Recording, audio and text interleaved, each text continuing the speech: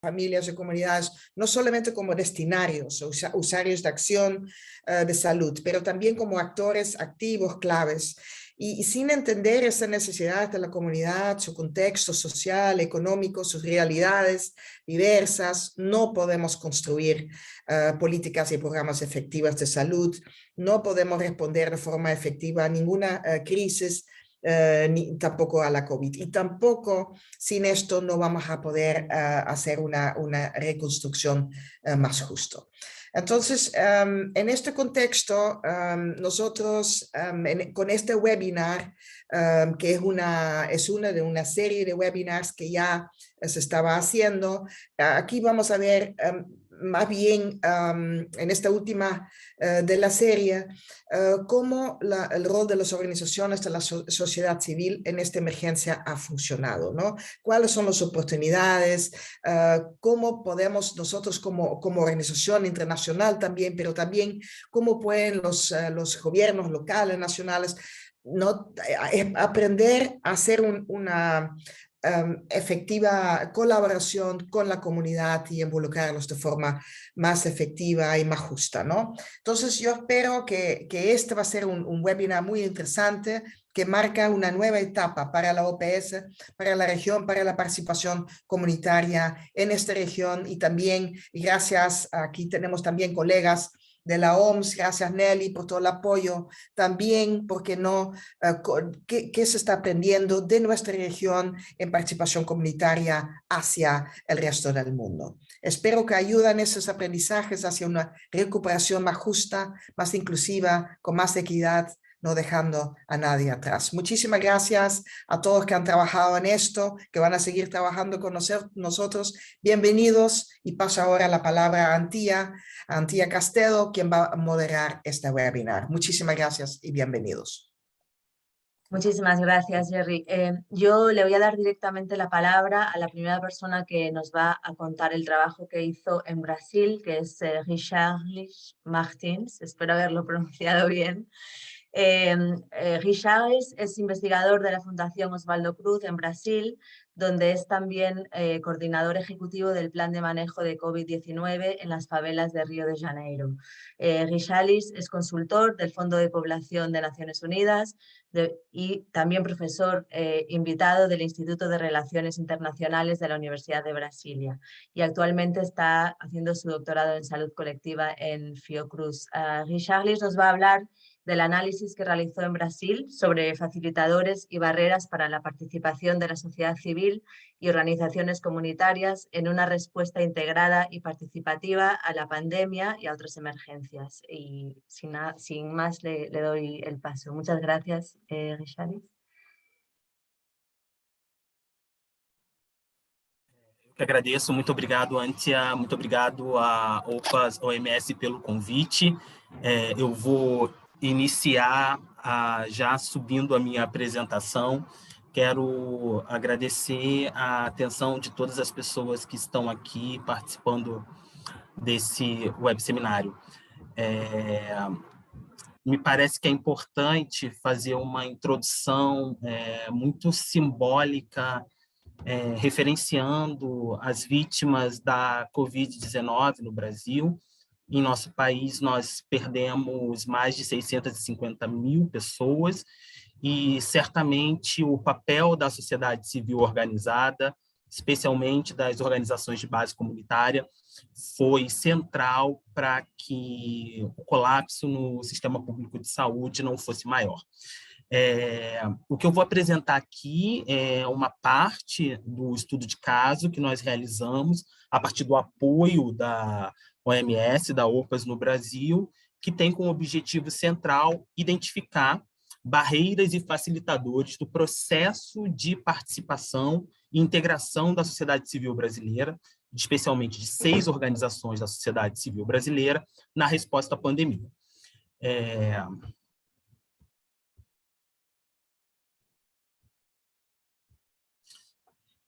Algumas questões que me parecem importantes, preliminares com relação ao estudo. Primeiro, é importante sinalizar que a pesquisa que nós realizamos aqui no Brasil é uma pesquisa qualitativa, né, com o objetivo de aprofundar o conhecimento sobre 6 organizações sociais do país, na sua resposta na pandemia, e entender também a percepção dos tomadores de decisão.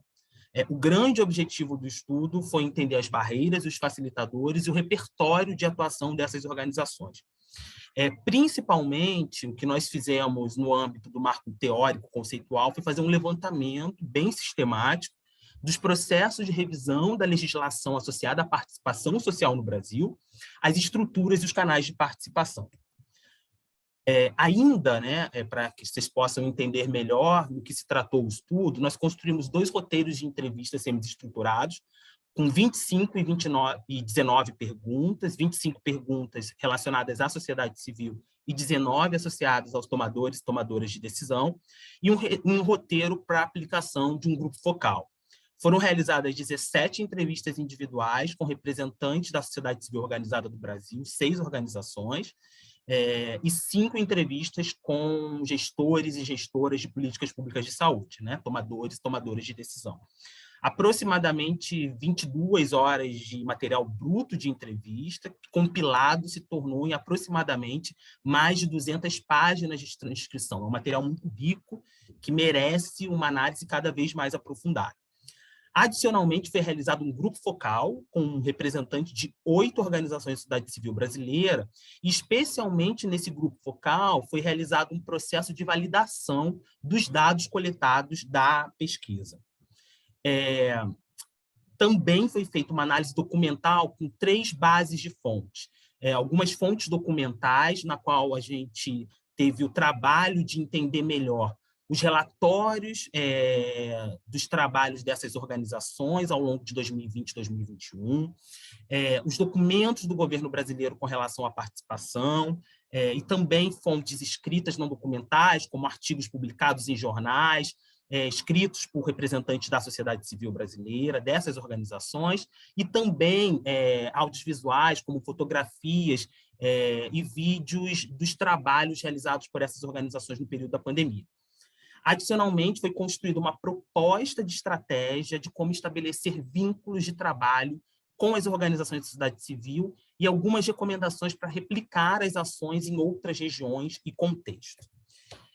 Basicamente, o estudo se centrou em entender o repertório de atuação de 6 organizações brasileiras, né? A primeira delas, a Associação Quilombola Conceição das Crioulas, que é uma associação, né, de comunidade remanescente quilombola, de povos tradicionais, especialmente que se consideram população negra no Brasil. A Associação Rede de Desenvolvimento da Maré, que é uma organização que trabalha a temática das favelas no Rio de Janeiro, a primeira organização sediada em Pernambuco. Uma terceira organização, que é o Centro de Promoção da Saúde, também baseada no Rio de Janeiro. O coletivo A Rocinha Resiste, que é uma organização de jovens que atuam na favela da Rocinha. Inclusive, vocês terão a possibilidade de acompanhar uma entrevista de uma das coordenadoras ainda no dia de hoje, nesse web seminário. Uma organização em Pernambuco, que é a Gestos, Soropositividade, Comunicação e Gênero, que trabalha a ação de temática de direitos sexuais e reprodutivos com a população vivendo com HIV e AIDS, e o Movimento dos Trabalhadores Rurais e Sem Terra do Estado de Pernambuco. Foram escolhidos 2 estados no Brasil em 2 regiões, né, com características bem diferentes entre si. Uma introdução que me parece fundamental, né? A crise da Covid-19 aqui no Brasil, né, em âmbito global, ela aprofundou uma série de desigualdades sociais, econômicas e humanitárias. Estima-se que aproximadamente no Brasil, hoje, 28 milhões de pessoas vivam abaixo da linha da pobreza. Antes, em 2019, esse número era de aproximadamente 23 milhões. E um dado importante que subsidiou essa pesquisa foi que, especialmente, né, o quadro de maior desigualdade se encontra nessa intersecção das vulnerabilidades, especialmente considerando gênero, raça, sexualidade, pobreza e deficiências. Um postulado importante que se apresentou a partir da investigação do marco teórico, né? Primeiramente, que a participação social no Brasil é um direito constitucional desde 1988, contudo, observa-se uma redução dos espaços cívicos de participação nos últimos anos, com severas limitações para a incidência da sociedade civil organizada no controle social das políticas públicas, mesmo as políticas de saúde, né, que são referências na arquitetura da participação social no país.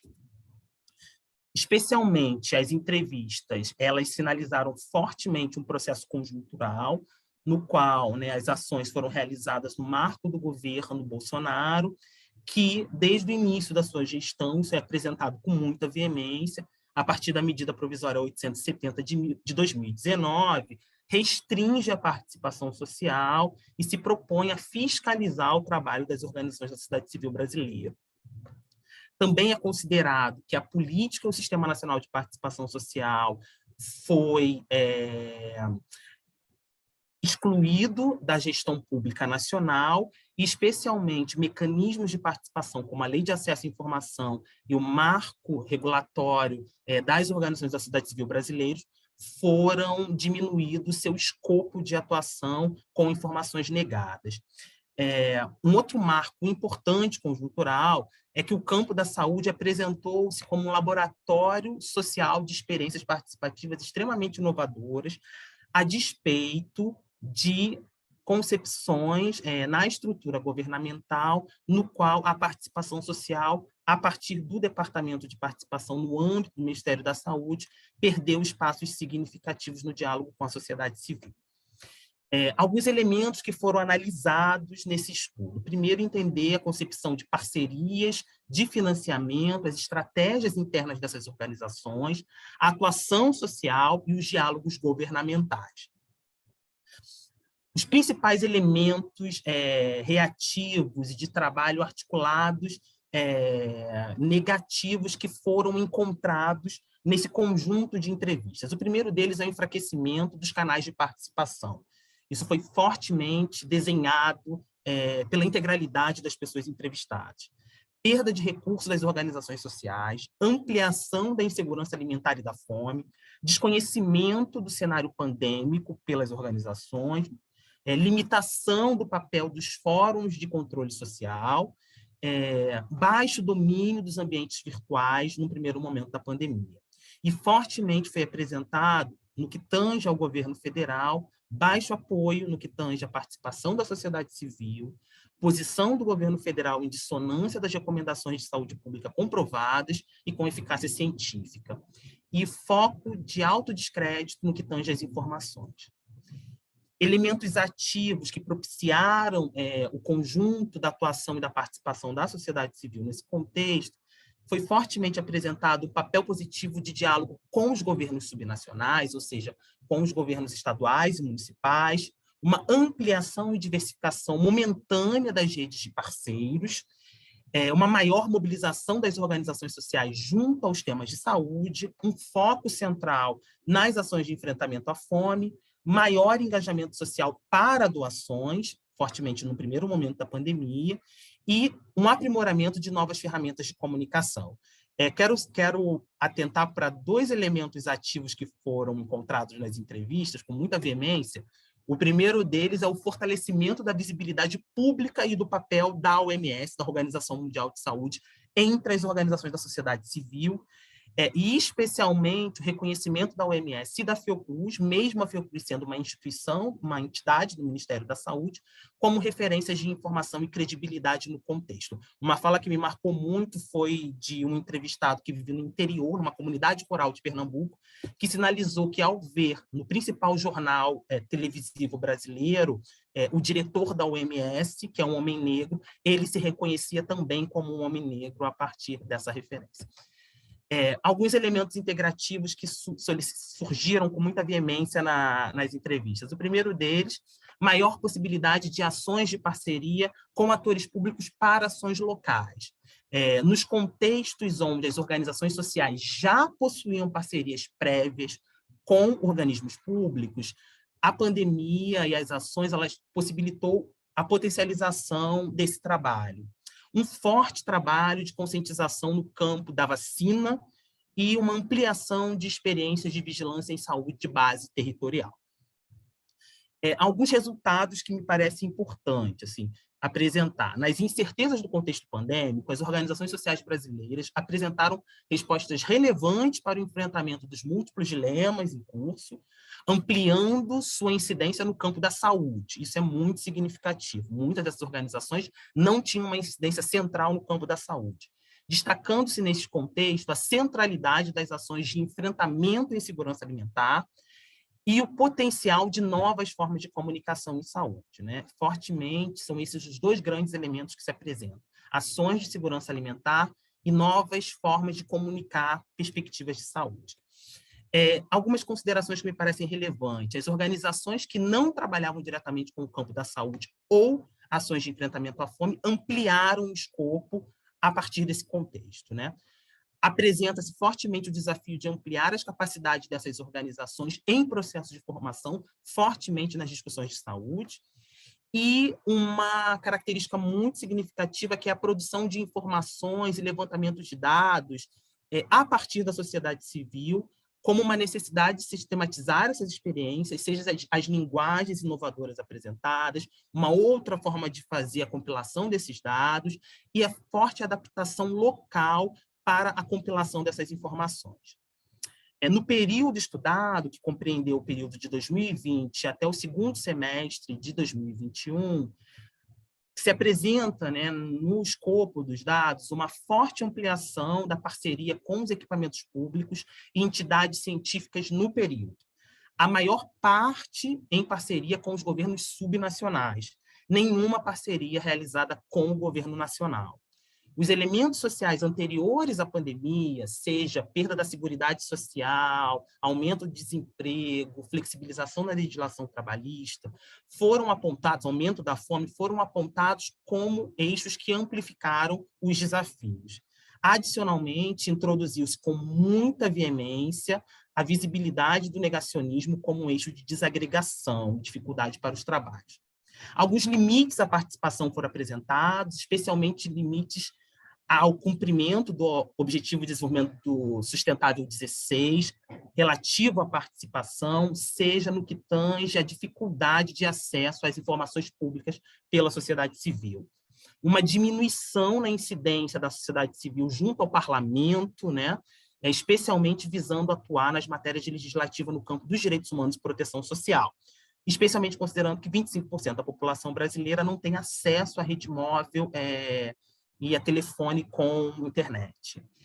Algumas barreiras conjunturais à participação apareceram com muita veemência nos dados. Uma delas é a necessidade da revogação do decreto presidencial que limita a participação social e a aprovação de um marcador legal que institucionalize a participação social no Brasil, bem como o rebaixamento das estruturas de participação social do Ministério da Saúde, e a necessidade de enfatizar uma perspectiva interseccional de equidade, ou seja, ampliar a participação dos segmentos populacionais em situação de maior vulnerabilidade, ou seja, considerando os eixos como gênero, raça, etnia, geração, deficiências e classes na sua interrelação. Tem uma janela de oportunidade que surge muito forte, né, nas entrevistas, né, que é a ampliação dos modelos de vigilância em saúde de base territorial e a vigilância em saúde de base territorial como uma ferramenta de articulação da gestão participativa na saúde, do território saudável e sustentável, da vigilância em saúde e dos determinantes sociais em saúde. E a necessidade de que maiores iniciativas auxiliem a compreensão sistemática sobre as respostas da sociedade civil no interior desse processo. Gostaria de finalizar apontando que foi construída uma proposta de estratégia de como estabelecer vínculos de trabalho com as organizações da sociedade civil e recomendações, né? Foram 5 propostas e 15 recomendações, né? Que certamente quem tiver interesse, esse estudo poderá ser divulgado, que vão desde recomendações internas à OMS e recomendações que articulem um processo de incidência e apoio dos organismos das Nações Unidas, facilitando o diálogo com as instâncias governamentais nacional e subnacionais. Então, finalizo apontando que também existem recomendações, né, desse grupo, segmento de sociedade civil, sobre a necessidade da criação de um fórum sociedade civil junto à OPAS, à OMS no Brasil, a necessidade da realização de maiores reuniões conjuntas e ampliar maiores investigações sobre o papel da sociedade civil. Finalizando que almejar a recuperação de conquistas que foram perdidas no contexto pandêmico, visando fortalecer parcerias para ampliar as capacidades da sociedade civil de produzir tecnologias sociais para o SUS, devem ser orientadas pelo conhecimento sobre o trabalho de organizações sociais que realizaram e seguem realizando ações de promoção da saúde, articuladas e coordenadas de forma intersetorial, integradas, participativas, que se adaptam ao contexto local, considerando as desigualdades e as iniquidades presentes no Brasil. Muito obrigado, sigo disponível para maiores considerações.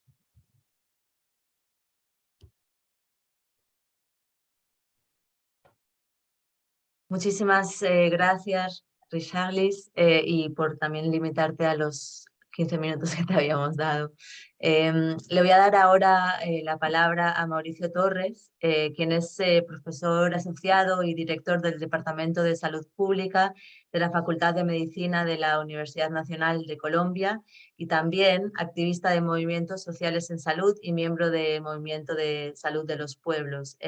Mauricio nos va a hablar del trabajo que realizó en Colombia sobre participación social y respuesta a la pandemia, con énfasis en las lecciones que se pueden extraer desde las experiencias comunitarias. Adelante, Mauricio. Bueno, buenas tardes a todos y todas. Muchas gracias por esta invitación que nos han hecho para poder compartir algunos de los elementos de la investigación que un grupo de la Universidad Nacional impulsó, pues en asocio con la Organización Panamericana de la Salud. En ese sentido, pues lo que queremos compartir es parte de los hallazgos que tuvimos en esta investigación, en una articulación que hicimos con organizaciones sociales urbanas y campesinas que nos permitieron pues conocer la respuesta comunitaria y de participación frente a este fenómeno inédito que vivimos de la pandemia por COVID-19.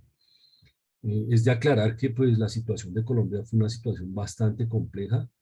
Nosotros llegamos a tener en un momento dado las mayores tasas de mortalidad y de morbilidad por COVID-19 en el mundo, que en gran medida refleja el carácter de la respuesta que el gobierno colombiano dio a la pandemia, muy concentrado en una visión de atención a los casos graves de enfermedad, pero que no tuvo un despliegue adecuado de contención de la pandemia a nivel territorial en el enlace con las comunidades. Entonces trabajamos con 3 comunidades urbanas, 2 en la ciudad de Bogotá y una tercera en un municipio aledaño de Bogotá que se llama Soacha, y trabajamos con 3 organizaciones sociales campesinas en una región en Colombia que se conoce como La Macarena. Eso nos permitió pues ver y contrastar las dinámicas de las comunidades urbanas y rurales frente a este fenómeno pandémico. Fue una investigación de base cualitativa que básicamente utilizó como técnicas de recolección de información la realización de grupos focales con cada uno de estos grupos comunitarios con los que trabajamos. Se realizaron entrevistas semiestructuradas con miembros de esas organizaciones y adicionalmente se hizo revisión de documentos primarios y secundarios. Bien, digamos que aquí está la voz de varias de las personas con las que interactuamos directamente en las comunidades, y esta es pues la voz de una mujer campesina que básicamente en su relato lo que nos está diciendo es que realmente la relación entre las organizaciones campesinas y el gobierno y el Estado es prácticamente nula, que en general no se les tiene en cuenta a la hora de la toma de decisiones, y que eso fue pues lo que ocurrió en esta experiencia pandémica, en donde en general el gobierno nacional y los gobiernos locales tomaron decisiones para su enfrentamiento, pero sin contar realmente con la vivencia y la opinión de las propias comunidades. Bien, la investigación permitió identificar pues un conjunto de barreras de participación comunitaria en el marco de las decisiones que se fueron tomando para el enfrentamiento de la pandemia. Parte de esas barreras son las que aparecen acá. Por un lado, pues una presencia limitada del sistema de salud en el territorio. Eso fue una cosa que constatamos no solamente en los territorios rurales, sino también en los territorios urbanos, sobre todo pues en las periferias urbanas donde estaban ubicadas estas comunidades con las que interactuamos. Eso pues tiene que ver de alguna manera con el tipo de sistema de salud existente en Colombia, que es un sistema de base de aseguramiento individual, donde realmente la presencia territorial de los agentes del sistema de salud es bastante limitada. Y pues aquí la lógica es que quienes se enferman son los que acuden directamente a las instituciones prestadoras de sistema, a las instituciones prestadoras de servicios de salud, pero no son, digamos, las instituciones, las aseguradoras o las prestadoras de servicios las que acuden al territorio donde vive la gente para trabajar desde allí las problemáticas. Por otro lado, pues como barrera, una ausencia de mecanismos de consulta y concertación de acciones de respuesta. Colombia pues tiene una normatividad en materia de participación social en salud y unos mecanismos, pero son supremamente limitados y no operaron realmente en el contexto de la pandemia, y lo que pues se vio es que no se desarrollaron unos nuevos ni los existentes, y por lo tanto el nivel de consulta y concertación fue muy bajo en relación a las decisiones que se tomaron para enfrentar la pandemia. Y también se presentó que de las propias autoridades locales y nacionales se dio más bien un rechazo a las acciones comunitarias autónomas de contención. Por ejemplo, en la experiencia con las comunidades rurales que generaron medidas de aislamiento de sus propias comunidades y un control para la entrada y salida a sus territorios, generó rechazo por parte de las propias autoridades locales que consideraban que pues sin el consentimiento de ellas eso no podía desarrollarse. Entonces ahí se presentó una tensión muy fuerte entre las propias comunidades y las autoridades locales frente a la acción comunitaria directa de contención de la pandemia. Bien, por otro lado, pues digamos que las comunidades también expresaron una percepción frente a la relación con la institucionalidad, que tiene que ver pues con inicialmente con una percepción generalizada de abandono estatal, pues que viene de tiempo atrás, no es que se desencadene con la pandemia, pero pues se profundiza y se evidencia plenamente. La falta de presencia del Estado en esos territorios rurales y en los territorios urbanos también periféricos. Se presentó un temor hacia los hospitales, hacia las instituciones prestadoras de servicios de salud, porque se asoció con el hecho de que la gente que iba a los hospitales, que acudía a los hospitales a ser atendido, terminaba muriendo y aislado completamente de su familia.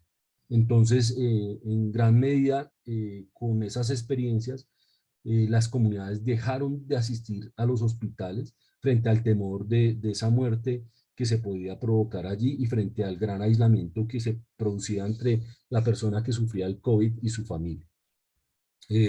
También se expresa una falta de comunicación con las instituciones del Estado, un asunto pues que digamos viene de tiempo atrás, pero que se evidencia más, ¿cierto? No hay una comunicación fluida, no hay un canal establecido entre la institucionalidad del Estado y las comunidades.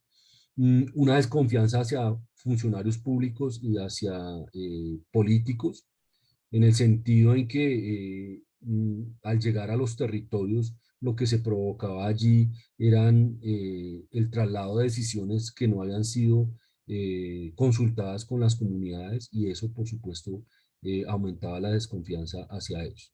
Y una falta de concertación y cooperación desde el Estado con comunidades para tomar acciones en el territorio. Es decir, por un lado, el Estado y los gobiernos tomaron decisiones y actuaron, pero en paralelo también las comunidades lo hicieron en sus propios territorios, y eso en algunos momentos, como menciono, llevó a tensiones entre el Estado y las comunidades. Bien, aquí está la voz de otro de los campesinos con los que interactuamos. Aquí lo interesante de esta narrativa del campesino es que ellos vienen trabajando de tiempo atrás en procesos organizativos autónomos, y han venido configurando comités, promotores y agentes comunitarios de salud de ellos. Y digamos que la lógica que los guía pues es una lógica principalmente promocional y preventiva más que asistencial, y consideran que se requieren de mucha capacitación, ¿cierto? Y una misión y una visión mucho más amplia que entienda la salud no solamente como el tema de ausencia de enfermedad, sino también en una relación equilibrada con la naturaleza. En términos de mecanismos comunitarios de participación que se expresaron en el control y prevención de la pandemia, pues encontramos varios aquí, los describimos. Se dieron asambleas y reuniones de juntas de acción comunal y comités de salud veredales para tomar decisiones, en el caso rural, que digamos fue donde más despliegue organizativo y de acción se dio. Se desarrollaron puestos de control en los accesos viales del municipio, de los territorios, para regular entrada y salida de personas y mercancías. Implementación de medidas de bioseguridad, uso de tapabocas, desinfección de manos rutinarias, distanciamiento social y cuarentenas obligatorias para quienes ingresaban a los territorios rurales. Y acercamiento y uso de medicinas naturales y alternativas para prevenir e enfrentar la COVID-19, de la mano de una recuperación de los saberes locales en el uso de plantas y alimentos medicinales. Eso fue muy importante, tanto en las comunidades urbanas como rurales. Se echó mano nuevamente de esos saberes populares tradicionales para el enfrentamiento de la COVID-19. Bien, esta voz de la mujer campesina plantea la necesidad con esta experiencia de ahondar en una respuesta autónoma para la configuración de formas organizativas y de respuestas de salud de las propias comunidades desde su territorio, para, digamos, poder enfrentar de mejor problemas de esta índole, ¿cierto? Y no quedar en dependencia de la respuesta estatal. Bien, en términos de las conclusiones que derivan de esta investigación en relación con el tema de la participación comunitaria frente al enfrentamiento a la pandemia, planteamos lo siguiente.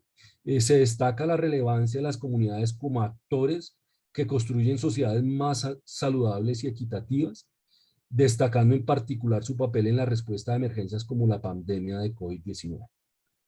Creemos que la investigación permite ubicar al actor de las comunidades como fundamental en la construcción de sociedades saludables. Y la importancia de poner las voces de la comunidad en el centro a la hora de construir una respuesta adecuada a la pandemia y a su fase de recuperación. Es decir, de alguna manera, la investigación permite decir que el enfrentamiento de sucesos epidémicos y pandémicos como este no puede hacerse al margen de las propias comunidades, de sus visiones, de sus dinámicas socioculturales, y que se requieren definitivamente procesos de articulación entre los gobiernos y las comunidades para una respuesta conjunta de mejor manera. En este gráfico lo que queremos resaltar y dejar como una de las grandes lecciones que quedan a partir de esta vivencia es que se hace necesario reconocer el saber de las comunidades en la producción de conocimiento de salud, y reconocer que la acción colectiva que emprenden las comunidades es un determinante poderoso de la protección y la producción de la salud.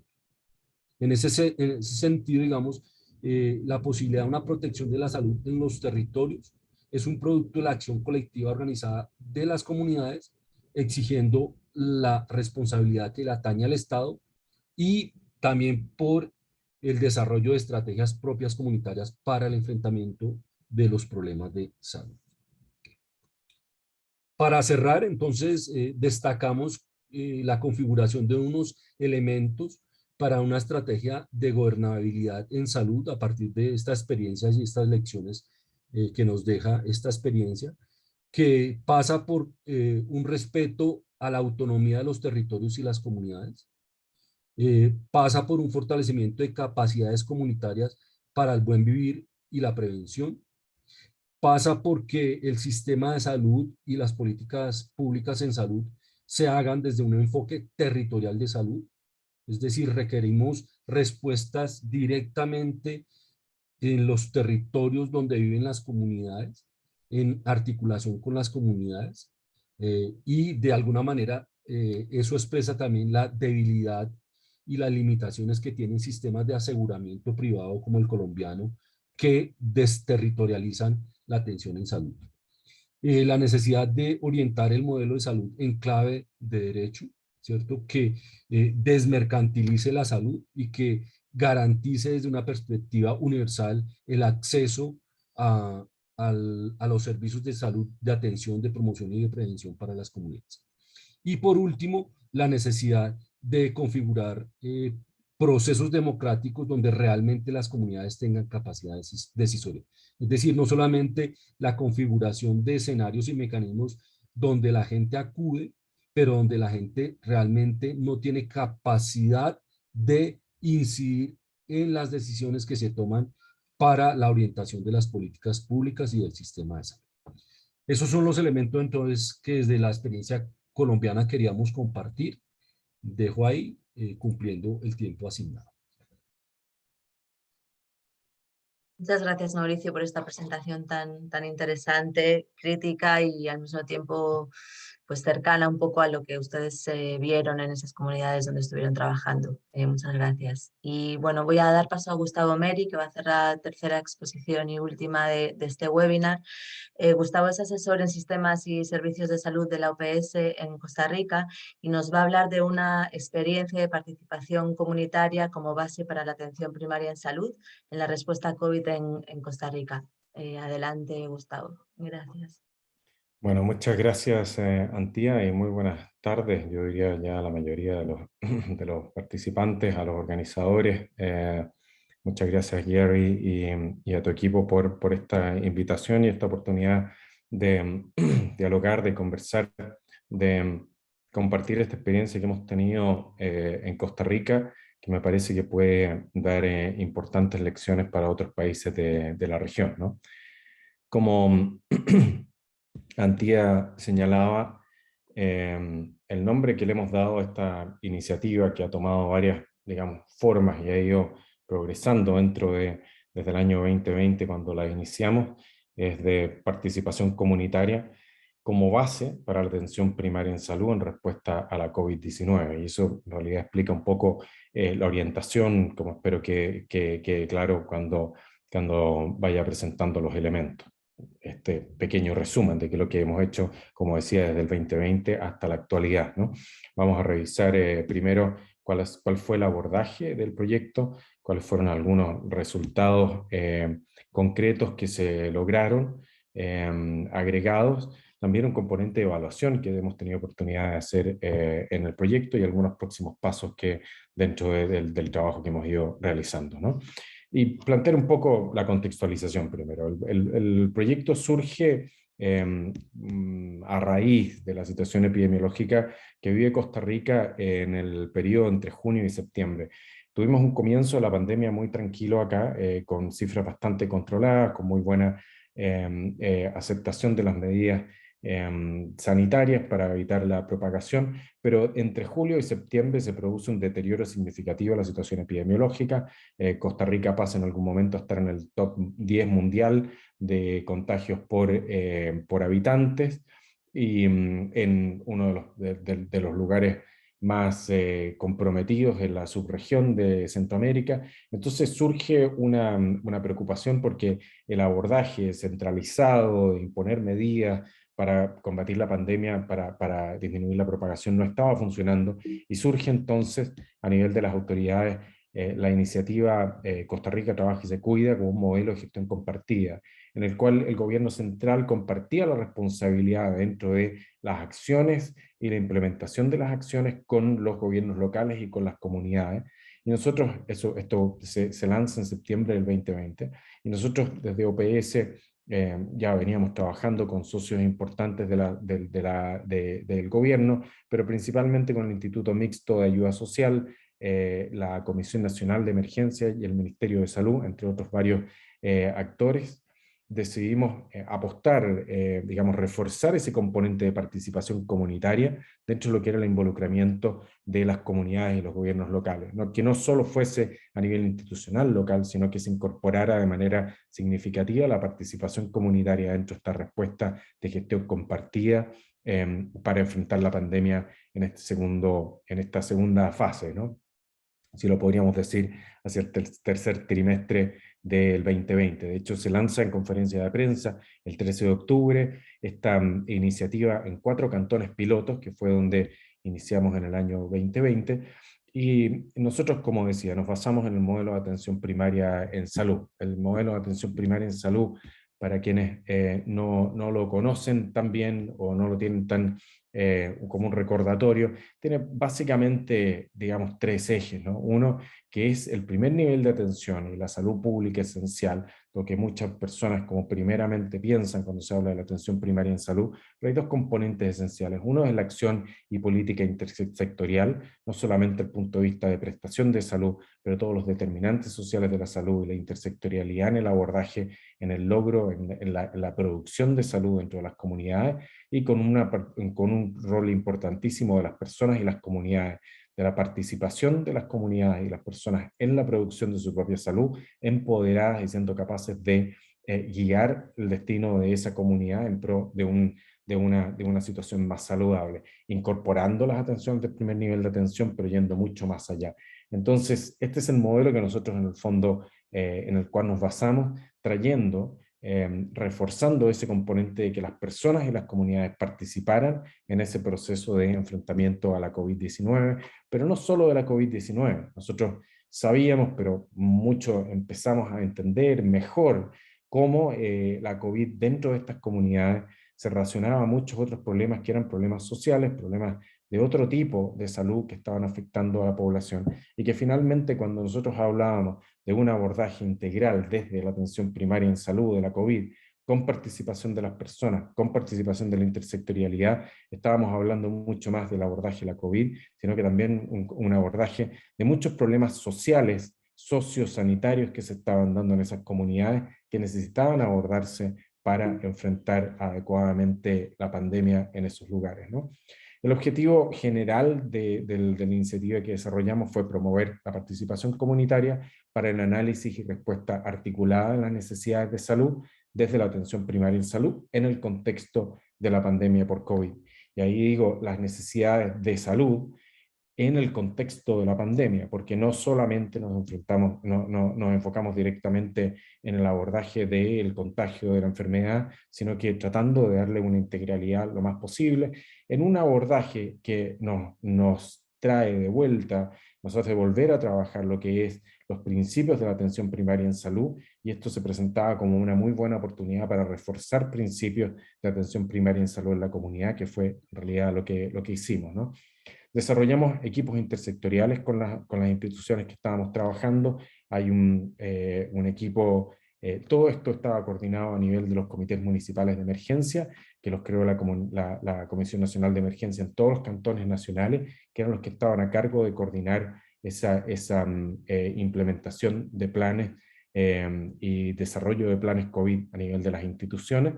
Identificamos un equipo que tenía facilitadores de talleres con la comunidad, que incluía las diferentes instituciones nacionales que tienen participación a nivel local, y además encargados de la difusión de la convocatoria, y con apoyo de OPS en brindando capacitación, coordinación y también análisis de datos, ¿no?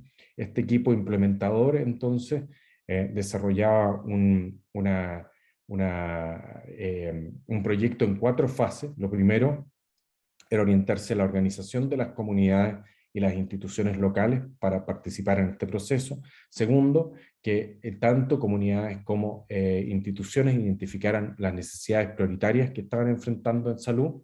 Tercero, la elaboración de planes para el abordaje colaborativo de estas necesidades prioritarias, que el abordaje de los planes, digamos, fuese colaborativo entre comunidades e instituciones.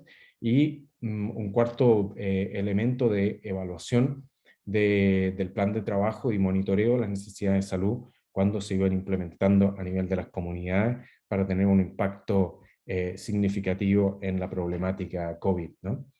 La implementación del proyecto se dio básicamente, se inicia en 2 fases paralelas, una consulta institucional y por otro lado una consulta comunitaria, ¿no? La consulta institucional consta de cuestionarios y solicitudes de datos institucionales y además reuniones con representantes de las instituciones para que puedan discutir e identificar cuáles son las necesidades prioritarias en salud. Todo esto se da a través de medios virtuales, emails, reuniones de Teams y por otro lado consultas comunitarias en las cuales se hacían reuniones con la Unión Cantonal, envío de consultas comunitarias, hicimos encuestas a través principalmente de redes sociales, mucho a través de WhatsApp, y reuniones de priorización de necesidades a través de Zoom, y después entonces venía una fase colaborativa en el cual esas instituciones y esas representantes comunitarios que habían participado en la primera fase confluían y desarrollaban talleres de articulación y de identificación de prioridades consensuadas y luego de elaboración de planes de trabajo con criterios de monitoreo y evaluación. Toda esta implementación se dio en términos utilizando tecnologías de comunicación de manera virtual, de manera de ser segura para el ambiente que estábamos viviendo en ese momento de COVID, previo a vacunas, etc. Y fue, digamos, un desafío muy importante porque había muchas personas que pensaban que no se podía hacer de manera virtual y realmente probamos que sí se podía realizar mucho a través de medidas virtuales, ¿no? Como decía, la fase de pilotaje se dio en el último trimestre del 2020, entre octubre, noviembre y diciembre, esos 3 meses, se identificaban 4 cantones pilotos priorizados por las instituciones colaboradoras, y dentro de ese pilotaje entonces se hizo una validación de la metodología del proyecto y los instrumentos que estábamos usando para el levantamiento de datos y para la identificación de prioridades, de necesidades prioritarias, ¿no?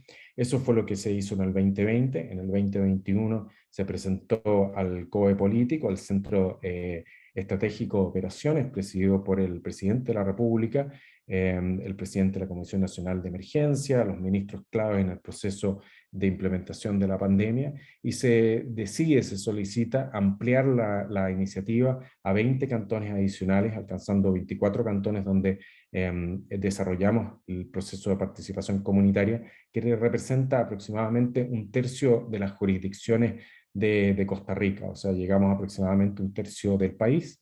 Y entonces en el 2021 se hizo el escalamiento a estos 20 cantones adicionales, además de apoyarse la implementación de los planes de trabajo que los 4 primeros cantones habían desarrollado a finales de 2020, y procedimos a hacer una evaluación de todo el proceso, del proceso que se había hecho en el pilotaje, de manera de tener conclusiones respecto a cuál estaba siendo el impacto y la efectividad real de la iniciativa que estábamos implementando, ¿no?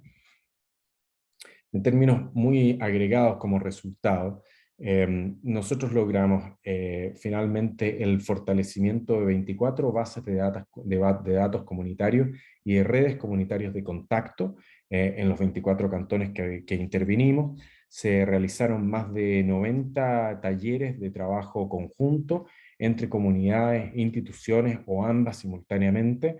Se procesaron más de 3.800 encuestas a la ciudadanía para identificar preferencias y necesidades que estaban teniendo, y se desarrollaron 60 planes de trabajo colaborativo entre comunidades e instituciones cantonales en estos 24 cantones, ¿no? Cabe mencionar que en el proceso de escalamiento a los 20 cantones adicionales, el proceso se definió más en que las prioridades iban a ser COVID y el abordaje de salud mental, y también de situaciones de violencia que se estaban viviendo en esas comunidades, ¿no? Esto es solo un ejemplo, un plan de trabajo. Cada uno de estos 60 planes de trabajo tiene objetivos, estrategias, actividades, responsables, tiempos de implementación e indicadores de seguimiento, para, digamos que cada uno de los lugares tenga sobre todo un responsable de quién es la implementación identificado, y algunos tiempos de seguimiento para poder ver cuál ha sido el impacto de los planes de trabajo en cada una de las comunidades, ¿no? Tuvimos también la oportunidad de hacer una evaluación del proyecto, ¿no? Y esto es algo muy valioso. En general nos cuesta bastante poder evaluar proyectos, sobre todo proyectos que sean en contexto de emergencia, en el cual hay una necesidad y un apremio muy grande por implementar. Y en este caso tuvimos oportunidad de hacerlo a través de una firma independiente, de manera que no fuésemos nosotros los que juzgábamos el impacto de lo que habíamos hecho, sino que una firma consultora independiente, Innovation for Sustainable Development, fue la agencia seleccionada para ayudarnos a hacer esta evaluación, y se implementó una metodología de reconstrucción de teoría de cambio, que no tengo tiempo para explicarla, pero hay bastante detalle al respecto. Básicamente lo que se hizo, se tomaron 4 cantones pilotos, los 4 cantones pilotos que habíamos dicho, y 4 cantones control, y se hizo una revisión documental, un trabajo de campo con entrevistas individuales semiestructuradas, encuestas en línea y focus groups, para ver cuál había sido el impacto, y además luego se hizo un procesamiento y análisis de la data de manera transversal, longitudinal y cuasi experimental con estos 4 cantones de control. Hay una metodología compleja, no tengo tiempo para explicarla, pero hubo un abordaje metodológico bastante importante, y aquí solo mostrar algunos elementos, pero se identificaron algunos indicadores de desempeño, y por ejemplo mostrar que las conclusiones que hubo una buena apreciación de la contribución que la participación comunitaria ejercía dentro de la implementación de programas a nivel cantonal, un buen reconocimiento del aporte del proyecto dentro de el impacto en la realización de planes y en la organización de la comunidad en torno a COVID. Uno de los puntos bajos fue la implementación de los planes, pero también hay que tener en consideración que en el momento en que se estaba haciendo esta evaluación, todavía los planes estaban en implementación y todavía estamos trabajando en apoyar esa implementación, o sea, puede haber un mejoramiento luego de la evaluación que se hizo, y también una buena apreciación del aporte que las tecnologías de comunicación, los canales de comunicación aportaron dentro de la implementación del proyecto, ¿no? Algunos hallazgos principales generales. La evaluación encontró que el proyecto incrementó la participación comunitaria en respuesta a la COVID-19, que ese era el primer objetivo que teníamos. Segundo, el proyecto estimuló procesos de articulación entre comunidades e instituciones. Esa era la vía como queríamos tener impacto, y también entonces hubo una evaluación de que eso se logró. Las personas fueron motivadas por el interés en apoyar a su comunidad. Es una identificación de motivación. ¿Por qué la gente participa? Bueno, una de las conclusiones es que la gente está interesada en apoyar a su comunidad, y ese era uno de los motores para poder motivar participación comunitaria. Otro elemento muy importante como conclusión es el liderazgo de los municipios. Los municipios fueron fundamentales para poder motivar la participación tanto a nivel comunitario como institucional. Hay un rol de interinstitucionalidad, de intersectorialidad del municipio que es clave para poder ejercer y proyectar este tipo de trabajo interdisciplinario, que lo estamos tratando de trabajar ahora en las fases post-iniciativa, ¿no? Además, las prioridades comunitarias diferían de las prioridades institucionales, ¿no? Las prioridades comunitarias tendían a estar más enfocadas en objetivos de mediano y largo plazo, muy evocadas, muy asociadas a los determinantes sociales de la salud, cuando las instituciones tendían a enfocarse en problemas más de corto plazo y más del mandato de esa institución o esa agencia en particular. Y por lo tanto, este proceso fue valioso para encontrar esas prioridades y encontrar esos mundos y ver qué es lo que se podía trabajar con esas visiones diferentes. Y hay un rol clave de las tecnologías de comunicación, fueron muy valoradas para lograr una mayor conectividad. Hay un determinante social, los que no tienen conectividad empiezan a quedarse atrás dentro de la inclusión social y por lo tanto hay un rol importante en el desarrollo, pero también el utilizarlo para incrementar la participación en grupos que habitualmente no se incorporan en este tipo de procesos, como son poblaciones más jóvenes.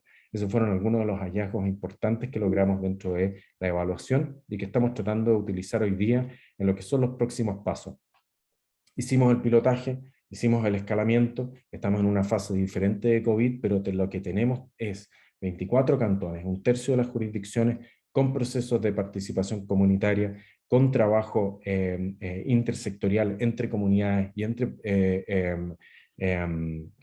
instituciones y comunidades, y por lo tanto pensamos que esto tiene que aprovecharse para las fases posteriores a la pandemia, de recuperación de la pandemia que estamos entrando, pero también para todos los procesos de salud comunitaria que necesitaban abordarse antes o que se empeoraron en relación a la pandemia y que necesitan un nuevo ímpetu para recuperarlos, ¿no? Ahí estamos trabajando en los 4 ejes que habíamos hablado dentro de esta participación comunitaria. Por una parte, en el tema interinstitucional, estamos trabajando en apoyar la implementación de estos 60 planes de acción que habíamos mencionado, que se desarrollaron, porque una cosa es ponerlo en papel, tener un responsable, otra cosa es implementarlo. Sabemos que esa parte es la parte más difícil y por lo tanto estamos buscando fórmulas para apoyar la implementación, el mayor índice de implementación de esos proyectos que se pueda. Segundo, estamos trabajando en la parte de mantener ese ímpetu de participación comunitaria para sostener y ampliar la base de participación comunitaria en salud en estos 24 cantones y, por qué no, ampliarlo a otros cantones también. Y en tercer lado, estamos trabajando con los servicios de salud en integrar la participación comunitaria más fuertemente dentro de lo que son las redes de servicios de salud, que es lo que estamos haciendo en cada una de estas áreas un poco más en detalle, en la parte de apoyo a la implementación de los 60 planes de acción.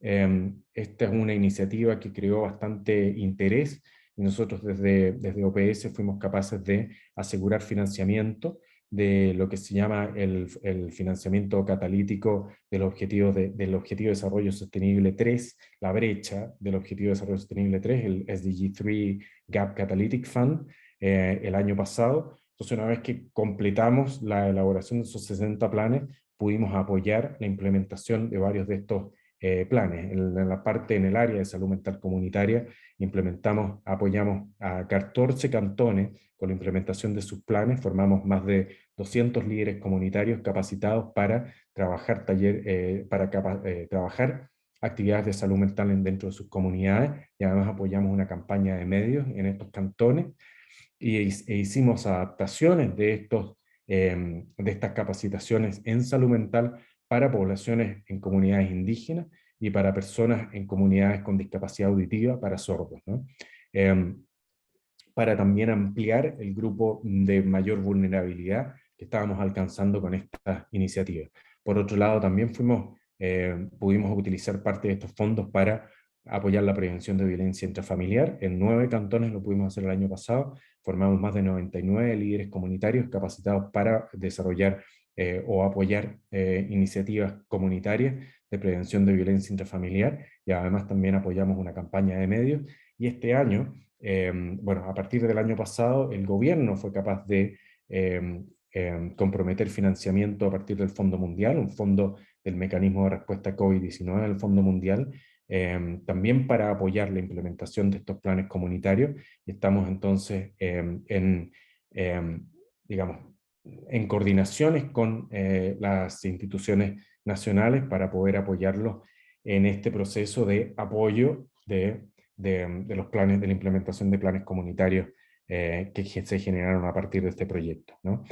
Muy importante destacar el potencial del proyecto en términos de levantamiento de fondos. Estamos tratando de seguir aprovechando en este sentido, pero nos ha ido bien este apoyo, esta articulación entre comunidades e instituciones, ¿no? La intersectorialidad genera mucho interés por parte de financiadores, esperamos que siga generando, y por lo tanto estamos tratando de ampliarlo a través de oportunidades de financiamiento. Por otra parte, estamos trabajando en sostener y ampliar la base de participación comunitaria en salud. Estamos elaborando una propuesta de trabajo con la Comisión Nacional de Emergencia y el Instituto Mixto de Ayuda Social para seguir trabajando con los comités municipales de emergencia en esta fase, ojalá, de salida de COVID, en términos de fortalecimiento de la vigilancia epidemiológica comunitaria y sostenibilidad de los procesos de participación comunitaria, pero pensando que esos procesos de participación comunitaria luego se traspasen a una instancia municipal intersectorial post-pandemia, dejar atrás esta lógica de la emergencia, que el Comité Municipal de Emergencia tiene hoy día, e ir pasando a una instancia más permanente que pueda proyectar este trabajo de participación comunitaria integral. O sea, que la participación comunitaria en salud se dé desde la lógica de los problemas de la comunidad y no segregada, sectorializada dentro de salud. No convocar a la comunidad a participar en salud, sino que convocar a la comunidad a participar en los problemas que tienen y que dentro de estos problemas se identifiquen problemas de salud, problemas sociales, problemas económicos, y que eso se pueda integrar a través de un diálogo intersectorial a nivel de las municipalidades. Ese es el abordaje que queremos hacer, y eso nos da un poco COVID. COVID era un tema de salud que convocaba porque en el momento convocaba, pero cuando se pase COVID empieza a perder el interés en trabajar en salud.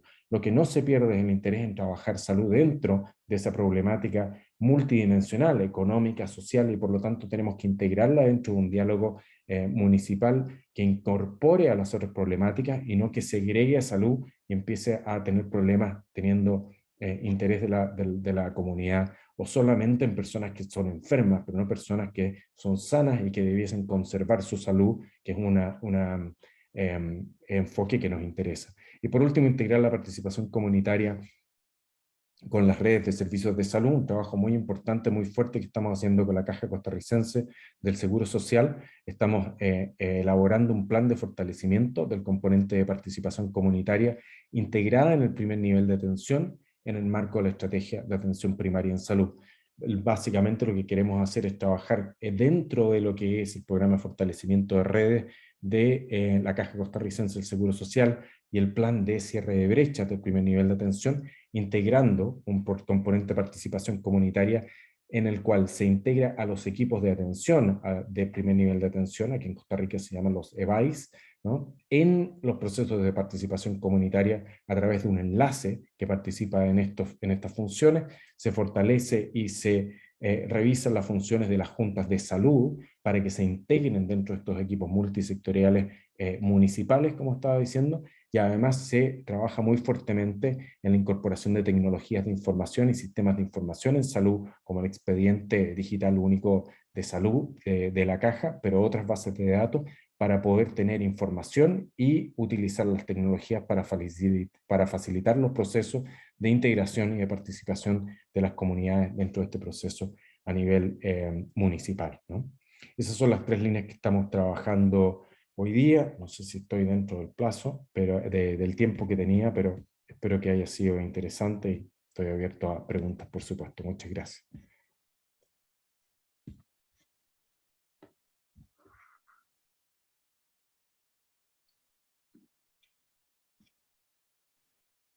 Muchas gracias, Gustavo, por esta explicación detallada de esta experiencia tan interesante y comprensiva, y bueno, ojalá la implementación les vaya muy bien, lo que les queda.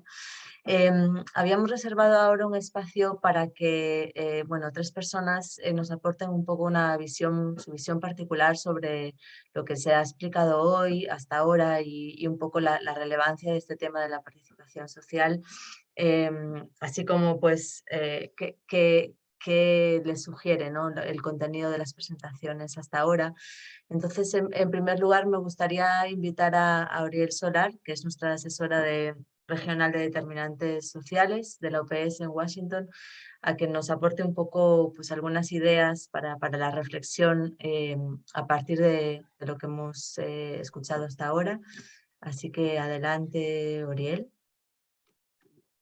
Muchas gracias, Antía. Bueno, primero que nada, muchas gracias, ¿cierto?, a Richard, a Mauricio y Gustavo por estas interesantes ponencias, y seguramente volver a invitar a los que tengan preguntas, comentarios, a ponerlo en el chat, de modo que tengamos este espacio de intercambio. Yo voy a ser bien breve porque creo que tenemos sobre todo escuchar, ¿cierto?, más comentarios y debate, y quiero resaltar, bueno, dos experiencias iniciales que escuchamos desde la percepción y las vivencias que tenían las comunidades, ¿no? En grupos específicos, caracterizados muchas veces por marginalidad, viviendo procesos de discriminación, muchos de ellos, ¿cierto?, en que nos señalan la experiencia de Brasil, y otras vinculadas a los temas urbanos y rurales, ¿cierto?, que marcan ciertas diferencias en el acceso a servicios y a muchas de las prestaciones y muchos de los programas sociales y de salud, ¿no?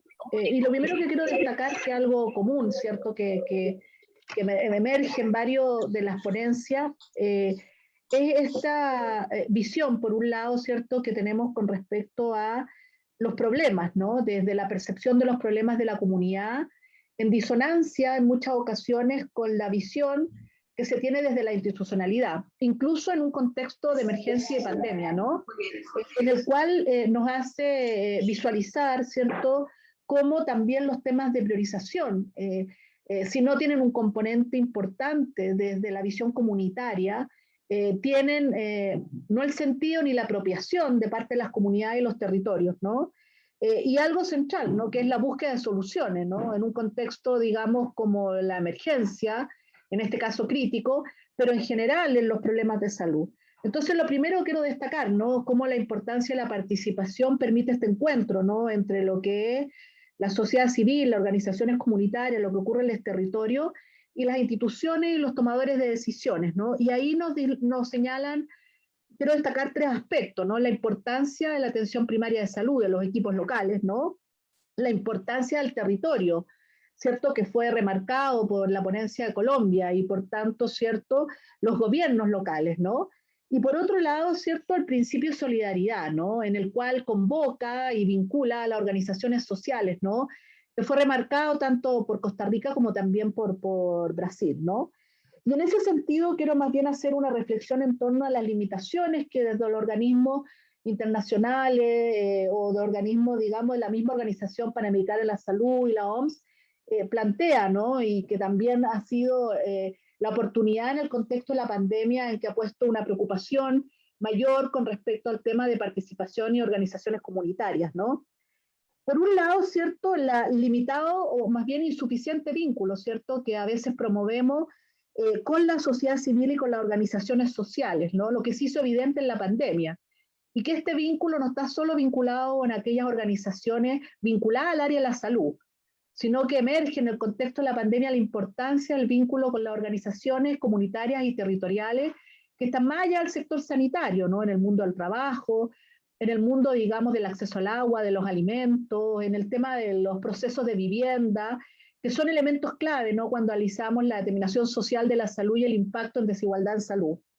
Por otro lado, ¿cierto?, cómo nosotros entendemos que la participación comunitaria no solo responde, ¿cierto?, a los intereses y a las necesidades que el sector sanitario tengamos, aún más en un contexto de emergencia, ¿no?, sino también cómo la organización comunitaria y los espacios de participación aseguran procesos de empoderamiento, a procesos de fortalecimiento de las organizaciones sociales que nos permitan sostenibilidad de los procesos, ¿no?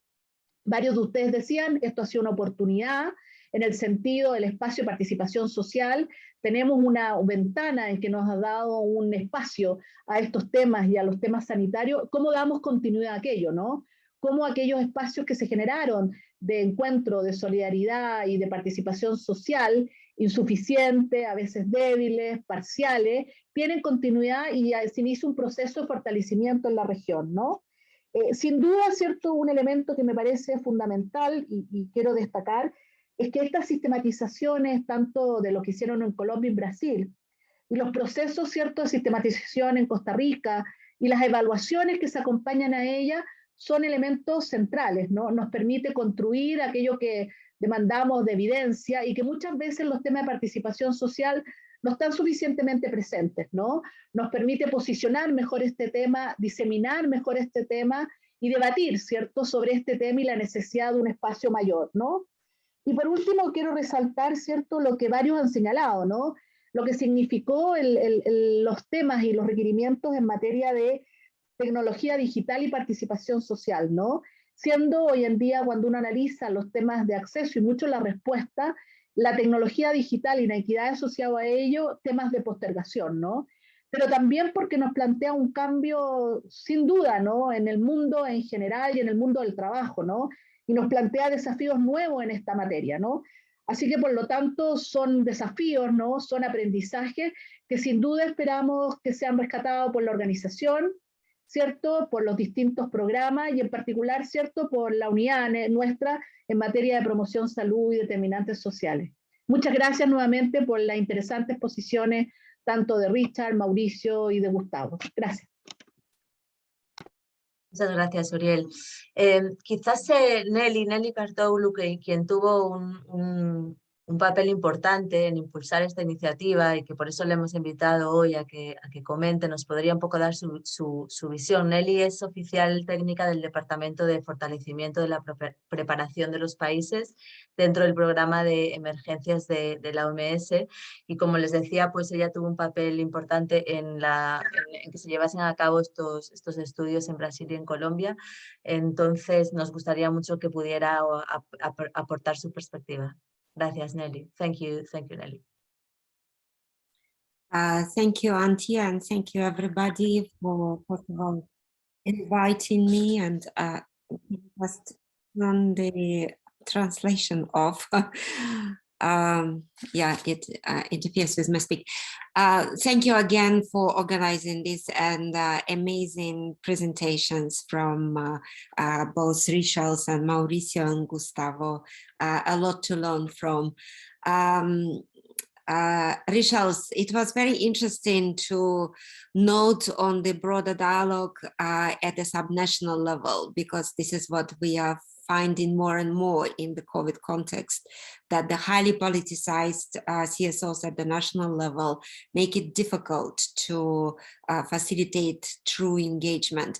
But at the local level, it's a different situation. So we really are looking and should be looking more into engaging local community-based organizations in decision-making, in planning, implementation, accountability processes when it relates both to preparedness and response to emergencies.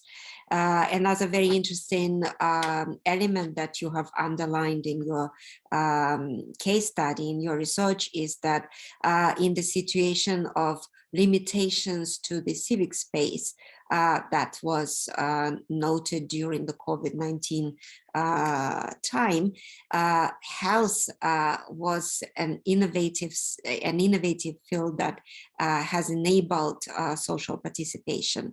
And you have given some examples of, you mentioned on the surveillance models that were developed at community level. So it would be nice to hear more in terms of what exactly innovative models and structures were facilitated by health, within the health system, within the health field. Mauricio, you underlined a lot on communication between the communities and the authorities, and on the need of pursuing culturally sensitive public health policies, public health services and policies. This is something for all of us to carry out from this conversation, and emphasizing on the amazing knowledge that is there at the community level. You are also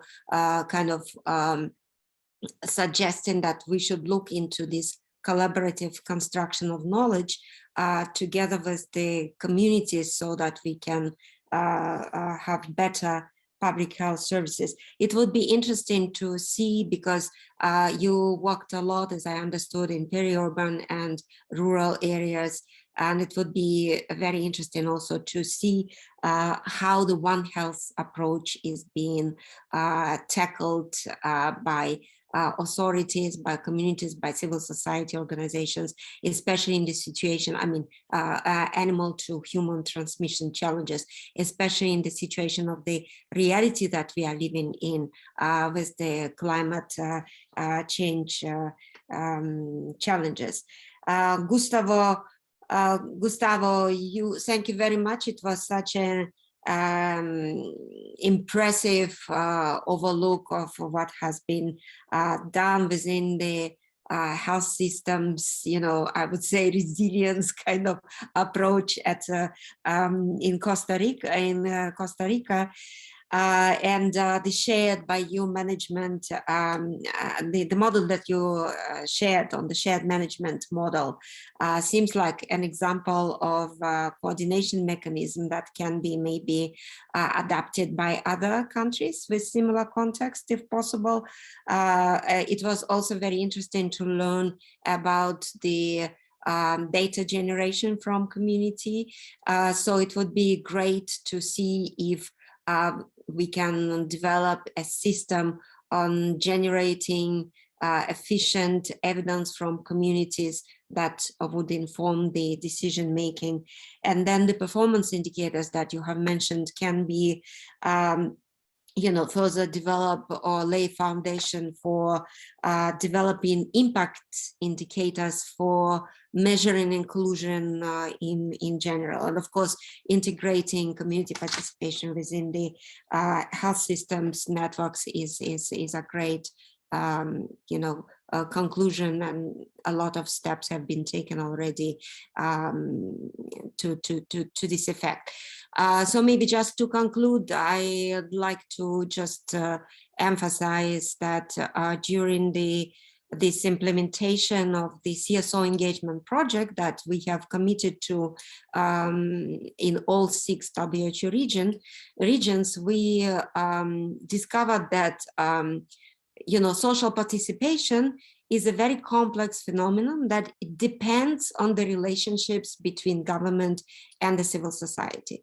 So by enhancing the social participation, by engaging more civil society organizations in decision-making and accountability processes, shared decision-making and shared accountability processes as related to health, we not only improve the health of communities, but we also contribute by large to strengthening democratic processes in many countries and safeguarding human rights. So thank you so much for this opportunity to be with you today and to listen to these very insightful presentations. A lot to learn. Thank you so much. Over from me.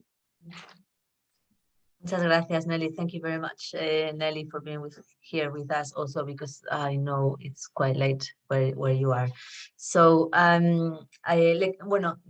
tercera persona que hemos invitado hoy, que está por aquí, que se llama Marjorie Pailanca Opazo, es una mujer mapuche, profesora y encargada de proyectos de la Asociación de Mujeres Mapuches Nehuen Huacolda en Chile. Y queríamos que nos contase un poco su punto de vista, teniendo en cuenta que ella participó, de hecho, en una sistematización de iniciativas con base comunitaria, por lo que tiene una experiencia muy personal y laboral sobre este tema. Entonces, quizás, Marjorie, adelante, por favor, cuéntanos, si quieres, un poco tus impresiones y qué ideas te han venido un poco al escuchar esto. Gracias. Hola, gracias. Les saludo a todos y todas. Y bueno, en virtud del tiempo, un poco a modo general, contarles que nosotras como organización trabajamos en una comuna periférica, digamos, de la región, del sector más periférico de la región metropolitana, que es como la región central de lo que hoy día llamamos Chile. Entonces, cuando escuchaba un poco desde el trabajo territorial la experiencia, y no solamente haber participado de esta sistematización, sino que haber sido parte también en sí mismo, al mismo tiempo de que somos las que sistematizamos en plena pandemia, también fuimos quienes participamos en los grupos territoriales, como en el trabajo territorial mismo. Nos sistematizamos a nosotras mismas en algunas veces. Entonces, pensando un poco y ligándolo con las presentaciones que hoy escucho acá, me quedo un poco con la idea de identificar, no sé si los contextos complejos y las barreras que tiene la intervención territorial, que muchas veces esta distancia entre quienes ejecutan y quienes están participando parece una brecha demasiado grande. Entonces hay poca pertinencia a veces en las intervenciones, y poder ver eso y poder trabajar para que eso pueda disminuirse esa brecha y pueda haber una mayor conexión, me parece que es importante, no solamente, y como paso, digamos, también a la idea de los promotores y promotoras de salud, la importancia de empoderar a los territorios, que también se mencionaba en las presentaciones, en cómo esto podemos ir ligando todas estas cosas, que es un poco lo que me pasa, o al menos acá cómo funciona el sistema de salud, en donde el sistema de salud está muy alejado de la población y la gente no tiene ni confianza y muchas veces participación activa. Entonces ahí también piensa en la tercera, digamos, presentación en la que nos hablan de el trabajo colaborativo. Entonces, un poco pensando en todas las, mezclando un poco las intervenciones que he escuchado hoy, me pienso que si pudiésemos unir estas características, o con lo que al menos yo me quedo de las presentaciones, hablando del empoderamiento territorial de la población, en donde haya pertinencia cultural y contextual de la gente a la que se atiende, digamos, y la participación activa de la población en la construcción de las políticas públicas en salud, por ejemplo, o de los procesos mismos, va a hacer que esta salud tenga sentido y poder no solamente estar en la idea de la salud como la ausencia de enfermedad, sino que también un aspecto más integral de la salud. Y eso ligándolo un poco también con el trabajo territorial que nosotros hacemos, en donde trabajamos en pos de la salud mental desde el pensamiento indígena, mapuche, digamos, en donde todas las facetas de la vida de las personas influyen en la salud. Entonces, no solamente la ausencia de enfermedad, no solamente tener un consultorio, como le llamábamos acá antes, o CESPAM, o centros de salud cerca de los domicilios, sino que poder generar instancias comunitarias, territoriales, donde se puedan tejer una red. De la sistematización que la compañera comentaba, nosotros el aprendizaje más importante que sacamos fue que el haber generado las instancias territoriales, el haber generado lazos, digamos, transversales y en igualdad de condiciones, nos sirvió para la pandemia. Nuestra experiencia sistematizada fue previa a la pandemia, 2017-2018, y sistematizamos 2020-2021 vía online. Entonces, cuando miramos con una perspectiva ya pasado 2 años desde que se hizo la intervención y ligándolo al mismo contexto donde se estaba haciendo esta sistematización, nos pareció demasiado hermoso que la red que se había tejido en el territorio se haya mantenido en el tiempo y que en la pandemia haya servido, por ejemplo, para que las personas se sintieran acompañadas. Que si bien no necesariamente ni materialmente las otras personas que vivían cerca le iban a ir a dejar alimento o ese tipo de cosas, el saberse acompañada en el territorio, el saber que si iba a necesitar algo, tenía a quién recurrir, eso también como que alivianó un poco y hacía sentir más acompañada, y eso colaboró un poco a que las chiquillas mantuvieran la salud mental de alguna forma. Entonces, como decía, pues me quedo de esta presentación con el empoderamiento de los territorios y de la población para poder influir en sus propias prácticas pertinentes que puedan aportar a su calidad de vida, pensando en un concepto amplio de la salud, con la pertinencia cultural y contextual, pensando en que en nuestra experiencia somos organizaciones, asociaciones de mujeres indígenas en la ciudad, que en sí mismos son conceptos que están en tensión continuamente, y que finalmente la participación activa de la población en la construcción de los procesos para que esto sea pertinente, participativo y que logre empoderar a la población son las claves para mí de que la sociedad realmente pueda construir un tejido que le permita sostenerse y que no pase lo que nos pasó, digamos, como sociedad en general con una pandemia, en donde estábamos tan divididos y dispersos que nos ha costado, por ejemplo, hoy día volver nuevamente a convivir en sociedad. Eso. Gracias. Muchas gracias, Marjorie. Me gustó eso de sistematizarse a una misma.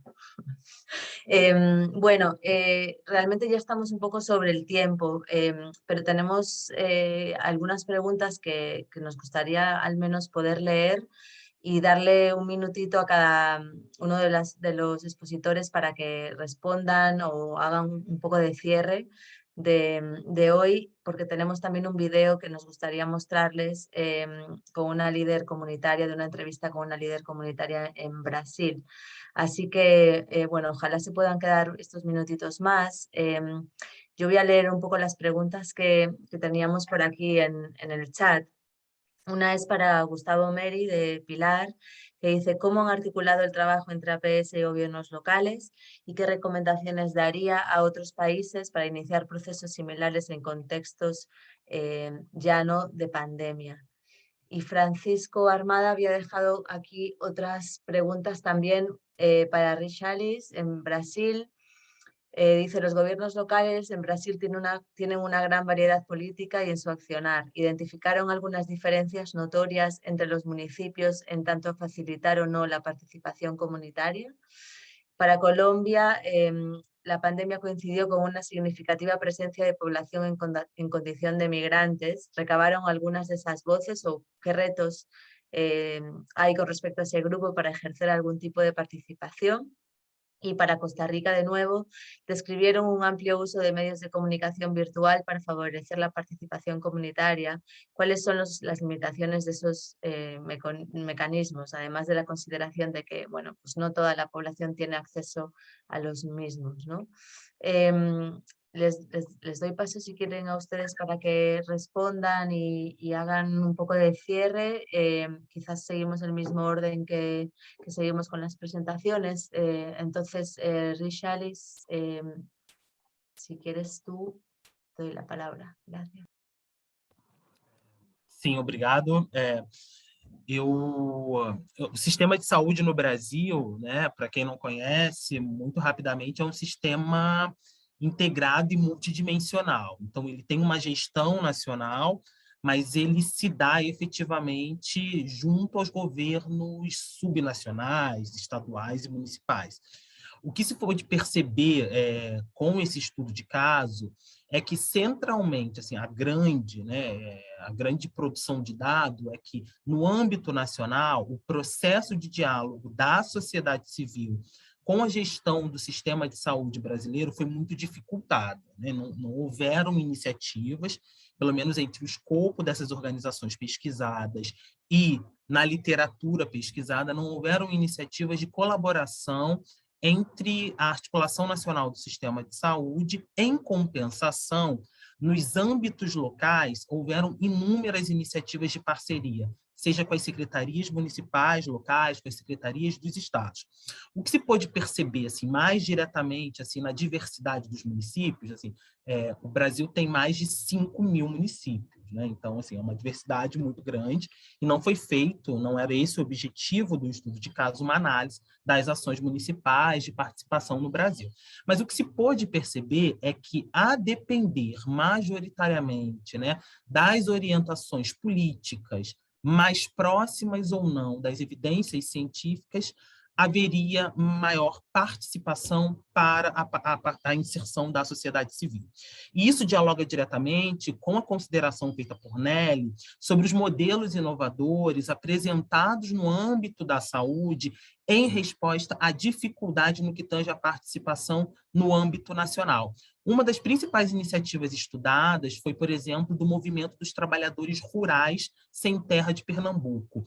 Esse movimento implementou um conjunto de formação para agentes populares de saúde. Então, eles organizaram cursos de cuidados na pandemia para que os agentes populares de saúde nos assentamentos rurais sem terra conseguissem orientar o conjunto da população das medidas de prevenção, ou seja, iniciativas extremamente inovadoras. Poderia citar, vocês vão ver a entrevista da Magda da Rocinha, do coletivo A Rocinha Resiste, do que foi possibilitado fazer nessas organizações populares, urbanas, mas uma outra iniciativa que me parece muito relevante é, por exemplo, da Rede da Maré, uma ONG de um histórico de mais de 20 anos de atuação, que não tinha uma atuação no campo da saúde diretamente e passa a formar agentes comunitários de saúde nas favelas a partir do contato com a pandemia. Então, é possível, de fato, afirmar que a pandemia ela produziu uma janela de oportunidade de maior integração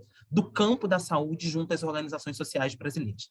Com isso, eu agradeço e coloco-me disponível para que a gente possa dialogar mais sobre esse estudo Brasil e especialmente para que a gente possa pensar novas iniciativas que visibilizem a contribuição da sociedade civil brasileira na resposta à pandemia. Muito obrigado.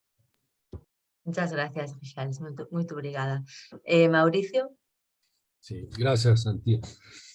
Pues me parece que el ejercicio ha resultado muy interesante, pues porque permite comparar y sacar conclusiones, ¿cierto?, de esta situación que vivimos globalmente, pero en contextos muy diversos. Creo que queda claro que pues, los procesos de participación comunitaria en salud precisamente dependen de los contextos, ¿cierto?, de los contextos sociales, políticos, económicos, culturales que viven los países y los territorios, y también en gran medida por el tipo de sistemas de salud. Me parece que vale la pena destacar de esta comparación entre Brasil, Costa Rica y Colombia, que en donde hay sistemas de base de salud pública con estructuras de atención primaria en salud, es más viable los procesos de participación que cuando se dan los sistemas de aseguramiento de base privada, como el caso colombiano, donde los niveles de participación son más restrictivos.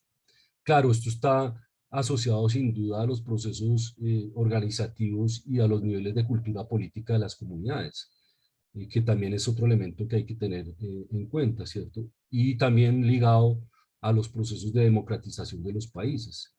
Entre más democrático sea un país, entre mayor cultura política y niveles organizativos hayan de las comunidades, pues más posibilidades de participación y mayor capacidad de decisión de las comunidades frente a las decisiones en general y a las decisiones de salud.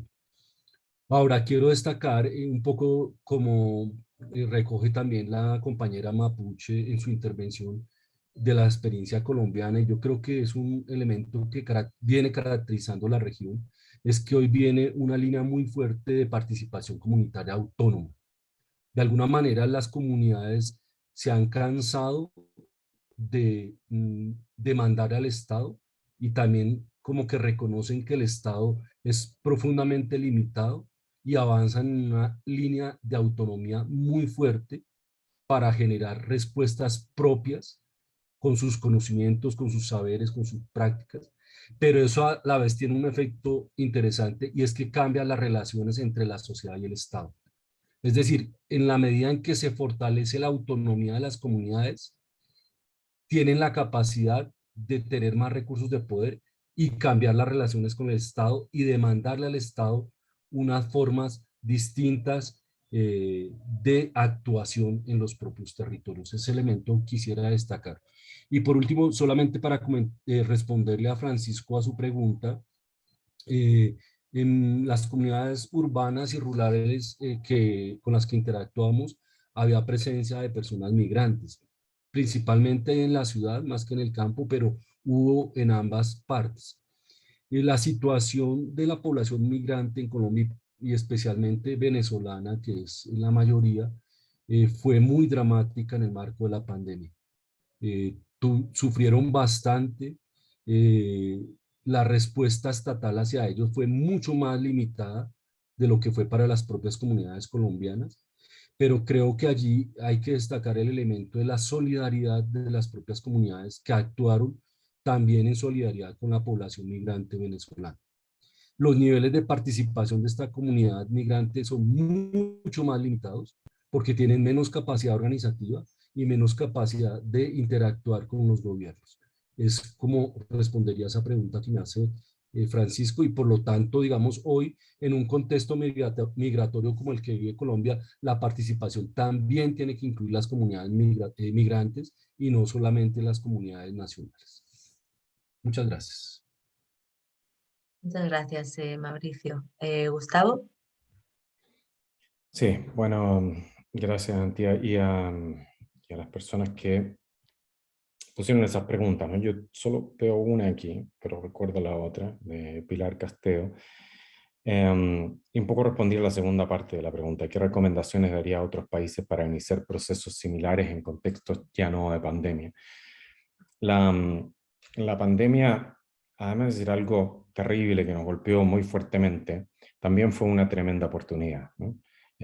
Fue una oportunidad para producir cambios, para movilizar cosas y por lo tanto nos puso en un contexto único de poder replantear, reconfigurar la forma como las diferentes instituciones estaban trabajando, etc., ¿no? Ahora que estamos, ojalá finalmente en un proceso de salida de esta temática, se nos empieza a terminar esa oportunidad, ¿no? Entonces yo diría una recomendación es buscar esas oportunidades. Creo que en general solamente porque nosotros decidimos generar un cambio y una transformación, a veces es mucho más difícil que cuando identificamos estas oportunidades, y la pandemia no es la única oportunidad. Yo creo que hay que tratar de pensar y sobre todo pensar en crisis o en transformaciones, en cambios que se están dando en las comunidades donde queremos hacer esos procesos y cómo podemos aprovechar esas crisis. Tenemos muchas crisis en este momento, muchas crisis que están caminando, ¿no? Muchos problemas que estamos enfrentando. Entonces tratar de mirar cómo podemos aprovechar eso y transformar esas crisis y esos problemas en oportunidades para generar cambio, ¿no? ¿Cómo se motiva la articulación entre diferentes instituciones? Una tremenda complejidad, porque las diferentes instituciones tienen diferentes mandatos, nadie tiene tiempo para hacer nada, lo primero que nos responden es no tengo tiempo para hacer participación comunitaria cuando tengo 1000 cosas que hacer. Por supuesto, hay que buscar fórmulas de facilitarle el trabajo a la gente y que la gente pueda ejecutar y pueda lograr sus objetivos y a la vez hacer algo, o sea, no hacer algo más, además, sino que transformar ese trabajo que están haciendo, ese tiempo que están invirtiendo en algo que contribuye en este sentido. No poner a tareas adicionales, esto es muy difícil hacer, más fácil decirlo, pero esa es como la lógica que tenemos que hacer, cómo transformamos las labores, los procesos de trabajo y cómo mostramos que dos instituciones trabajando juntas les sirve para el cumplimiento de sus propios objetivos, más que para el cumplimiento de un objetivo que no es propio. O sea, hay que tomar los elementos que existen hoy y transformarlos, si no es una fórmula para el fracaso, porque la gente no tiene más tiempo ni quiere hacer más cosas, pero sí las puede hacer diferente y de manera más consciente. Y ahí es donde está la labor de colaboración que hay que saber demostrar y trabajar con esa contraparte para que no sea más trabajo, sino que sea un trabajo diferente que ayuda a cumplir otros objetivos. Cuando dos instituciones se alinean y ponen ese trabajo en conjunto, logran más de lo que estaban logrando antes con el mismo esfuerzo. Y eso es lo que hay que tratar de tener una fórmula. Y asociado a la otra pregunta que había respecto al uso de tecnologías y los desafíos, ¿no? Uno de los desafíos muy importantes es conectividad. Hay muchas partes en nuestros países que no ha llegado la conectividad y la gente no tiene recepción de internet, algunas partes no tienen recepción de teléfono celular y por lo tanto quedan excluidos. Y hay una deuda y un tema que tenemos que trabajar respecto a dar conectividad a las poblaciones para poder utilizar estas tecnologías más inclusivamente, ¿no?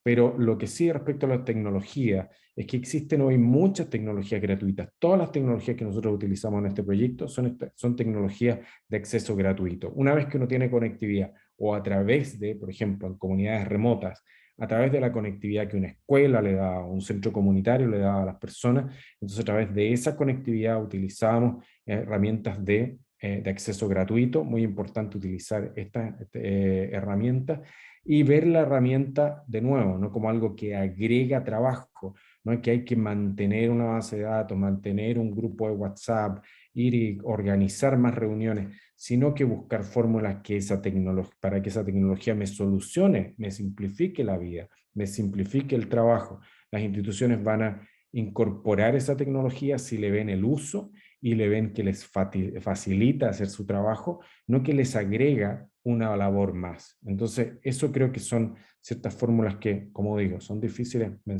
mencionar, pero son cosas que nos tienen que ocupar mucho de ese pensamiento, de estructurar esas intervenciones son fórmulas para que funcionen mejor, facilitarle la vida a la gente y tratar de mostrar cómo se pueden alinear para lograr más objetivos sin que les agregue trabajo a sus agendas ya muy ocupadas.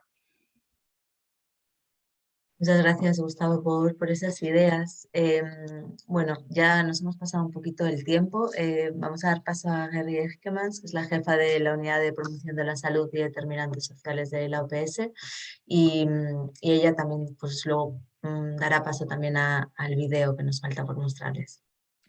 Muchísimas gracias, Antía. Muchas gracias, colegas. Qué sesión más rica, tantas cosas que he aprendido, que creo que es un aprendizaje colectivo, ¿no? Desde las voces de la población en Colombia, que nos enseña que realmente es salud, ¿no? Que no es el tema de los servicios, pero realmente es el acceso a una vida digna, en un entorno digno, saludable.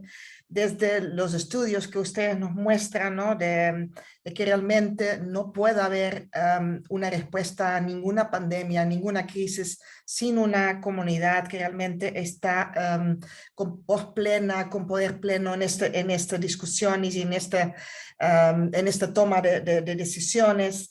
También escuchando a la voz de Marjorie, ¿no? De que si no trabajamos desde los activos y desde unas organizaciones previos, antes de la pandemia, durante la pandemia, no vamos a de repente poder trabajar con las comunidades. Yo creo que también es un aprendizaje muy importante. Entonces, en base de todo esto, lo que nosotros como OPS, como Unidad de Promoción y Determinantes Sociales, proponemos es continuar trabajando con ustedes desde las diferentes perspectivas, desde las comunidades. Quiero también agradecer a estas comunidades que fueron representadas a través de ustedes en este diálogo, en este conversatorio, en estas reflexiones, ¿no?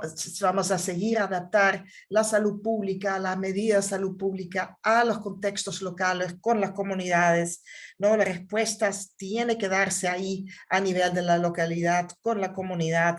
De verdad, yo creo que no me queda más nada que agradecerlos, invitarlos que nos acompañen a nosotros en lo que podemos, ¿no? Nosotros somos una organización que tiene mucho potencial, pero también tiene limitaciones. Entonces necesitamos realmente trabajar con ustedes, con la academia, con las organizaciones de sociedad civil, entre los diferentes programas de la organización, de los diferentes niveles de la OMS, la OPS, los niveles del país, con nuestras comunidades para crear realmente un mundo más saludable, más equitativo, más justo. Muchísimas gracias a todas, a todos por una sesión muy interesante y continuamos de la mano en este proceso de la búsqueda de justicia.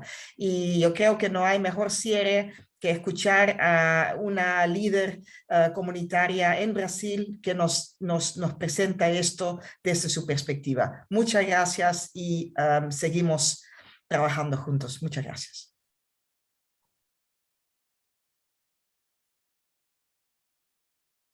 Eu sou a Magda Gomes. O coletivo A Rocinha existe há 5 anos. E conta pra gente como que é o trabalho do coletivo, qual é a missão e as principais atividades que vocês realizam aqui na comunidade. Bom, quando a gente pensa no coletivo A Rocinha Resiste, a gente pensa num lugar primeiro como roda de conversa. A Rocinha Resiste, desde a sua fundação, ele se reúne justamente não só para refletir, mas também para apontar caminhos sobre o que é a Rocinha, tanto de dentro quanto por fora. E aí, essa rede mobilizadora que se organizou para pensar e discutir Rocinha e propor encaminhamentos para dentro desse lugar, a gente começou primeiro pensando como as intervenções militares que estavam acontecendo aqui na Rocinha, no momento em que ele foi fundado, iriam impactar a vida dos moradores.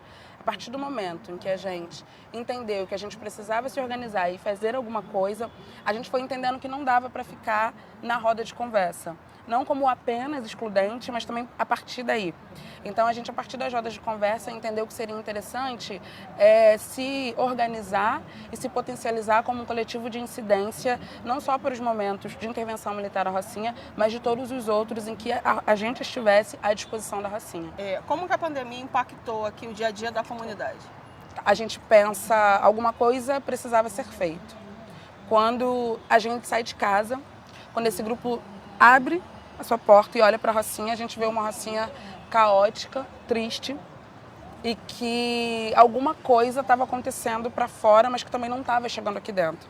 O que estava acontecendo no mundo, tantas notícias, tantas coisas acontecendo, mas dentro da Rocinha parecia que nada estava acontecendo. Esse foi o nosso primeiro movimento, de observar que alguma coisa estava acontecendo lá fora, mas que não estava refletindo aqui dentro. Mas isso durou muito pouco. Logo no segundo momento, a gente viu o quanto que isso começou a impactar aqui dentro. A gente começou a perceber diversas informações, entendimentos que vinham sobre que vírus era esse, o que isso iria fazer. A gente sabia que alguma coisa iria acontecer. As pessoas estavam perdendo emprego, as pessoas não estavam usando máscara, a informação não estava vindo de forma eficiente, traduzida a ponto que as pessoas entendessem a importância e a necessidade, 1, de se manterem em casa, 2, de lavarem as mãos, 3, de distanciamento social e 4, de entender que isso teria um impacto financeiro na vida dessas pessoas. Antes da gente elaborar o projeto, a gente pensou em conversar com as principais atrizes e atores do território. Né? O posto de saúde, o Centro Municipal de Saúde Albert Sabin, na figura especialmente da Maria Helena como diretora então desse espaço, que nos orientou exatamente o que a gente precisava entender e desmiuçar na saúde.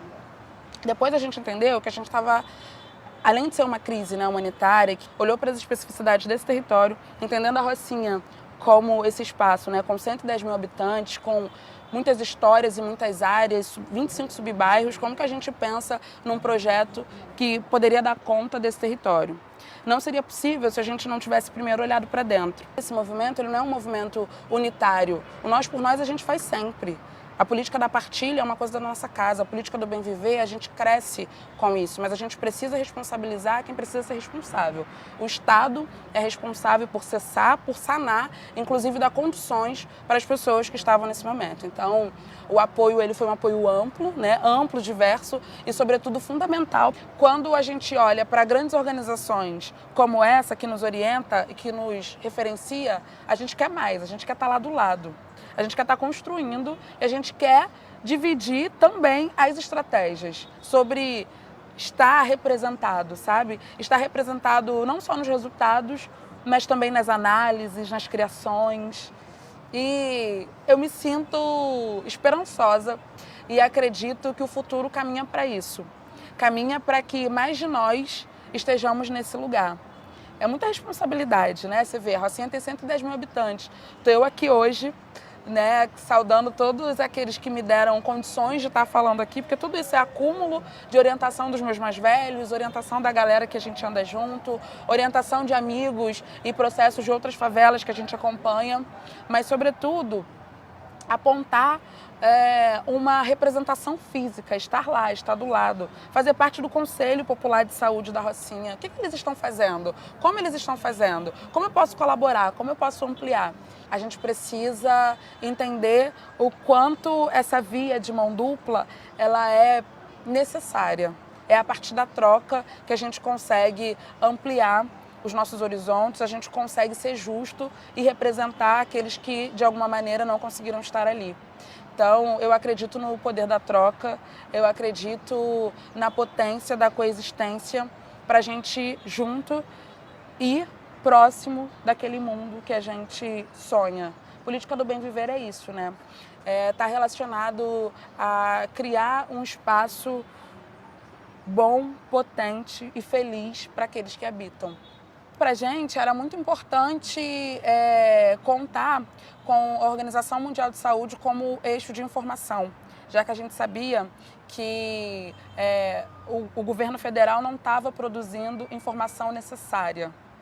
Havia uma deturpação nas informações, a todo tempo novas informações, então era muito difícil orientar o nosso coletivo, era muito difícil orientar a nossa favela a partir desse lugar. Que bom que a gente pôde contar com a Organização Mundial de Saúde para que, a partir dali, a gente conseguisse produzir informações necessárias. E axé a todos aqueles que confiaram, de fato, na potência da organização popular, da juventude preta e favelada.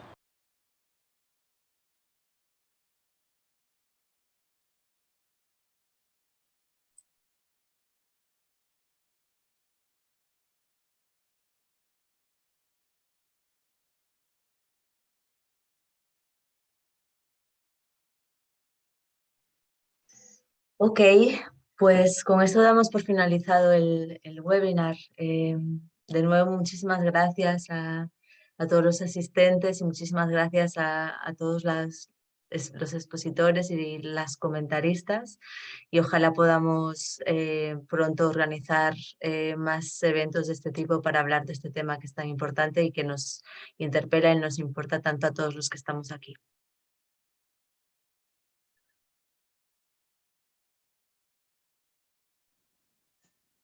Gracias, Chao. buenas tardes a todos y todas. Gracias.